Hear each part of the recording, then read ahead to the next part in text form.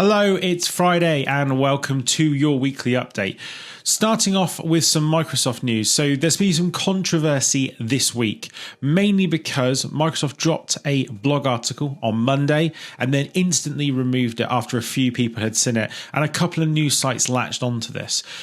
The reason they latched onto the article was it was a Windows 11 year sort of blog post, but in it referenced the end of life for Windows 10 and specifically had a single line that said Office 365 applications will stop working on Windows 10 on October the 14th. Now, since then, a load of other news sites have picked up and said that's completely not true. Office will work forever on Windows 10. So let's get the truth out of it. Both of the sides are probably partially right, partially wrong. The truth of the matter is that Microsoft will stop supporting Windows 10 on October the 14th. When they stop doing that, they lose their contractual obligation to make Office 365 compatible with Windows 10. So if you don't have the ESU or extended support agreement from Microsoft for Windows 10, you are likely to see your Office 365 doesn't receive any updates.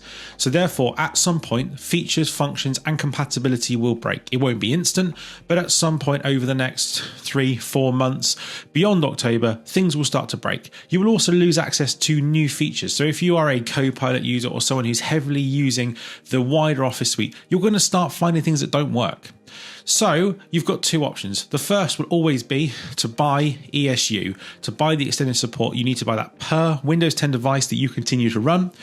The second option will be to upgrade to Windows 11. Now, I know there are a number of people that will not be able to upgrade to Windows 11 during this period because it's financially not viable. But you need to think about it. If you can do it, you should be doing it. Secondly, in the news, Apple are in a bit of trouble, bit of hot water. They've had to stop putting AI-generated, AI-contributed news into their Apple News feed because it was misleading, it was incorrect. So they've put an announcement out saying that they're not going to do that anymore. They probably should never have done that in the first place. It's one of those things where you go, it's not a good fit for AI, so why do it? But they're going to stop doing that.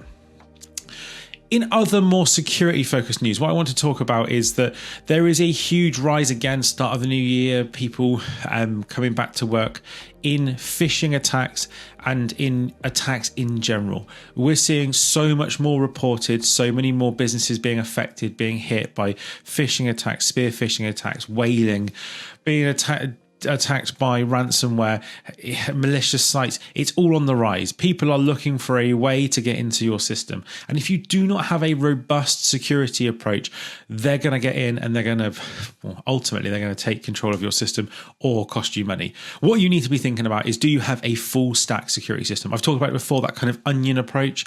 You need to have security at every layer, everything from your endpoint antivirus product through managed services, through phishing simulation testing and training, and your compliance and governance overview. If you don't have all those pieces, regardless of whether you're a 10 user business or a 10,000 user business, you are at risk. So what you want to do is give us a shout, drop a message in the chat, reach out to me, whatever you want to do. Let's have a conversation. I'm not here to sell you products. I'm here to make sure you're safe and secure. The last thing I want you to be doing is calling me up at 3 a.m. and saying, I've lost all my data, or I've got a huge ransom note, or we've just transferred a load of money to a bad actor, or even worse, our entire business is offline because they've managed to compromise our systems. It's better to do it now, talk to us now, and be ahead of it. So while I'm talking about cybersecurity, let's get on to the Planet events that are upcoming. The big one, obviously, is our live hack immersion. We are in full swing with that. I think we are pretty much at capacity. We're in a position where the content looks really cool. I'm really excited. I'm getting to go and test the cinema screen in a few weeks. So I'm definitely going to be taking some photos of myself stood in front of my own picture on a cinema screen because that's the kind of person I am. The good news is, though, if you haven't been able to get a seat for this one or the date hasn't worked for you, keep your eyes peeled because there might be some good news coming around that. But it is a really exciting event. And if you haven't seen it, I'll put the QR code so you can jump on and look at the page. There might still be a seat for you. And then obviously, secondly, the thing I keep going on about, Education Roundtable, that's coming the 6th of March. I've been posting about that all week. We are in full swing. Everything's good to go. I've got everything ready. I'm super excited. It's one of the easiest events for me to run because I don't have to do anything. I just get to sit there and talk to people all day. But it is so beneficial. And talking to all the people that are coming along from a panelist point of view, I'm super excited about what they have to talk about. So that's great. We do have so much more going on. I've got blog articles going on this, and we're doing a big product launch next week. So it's full go at Planet IT. It's full go for me. But this is it for your weekly update. Thank you for watching. It's been a long one, and I'll see you next week. Goodbye.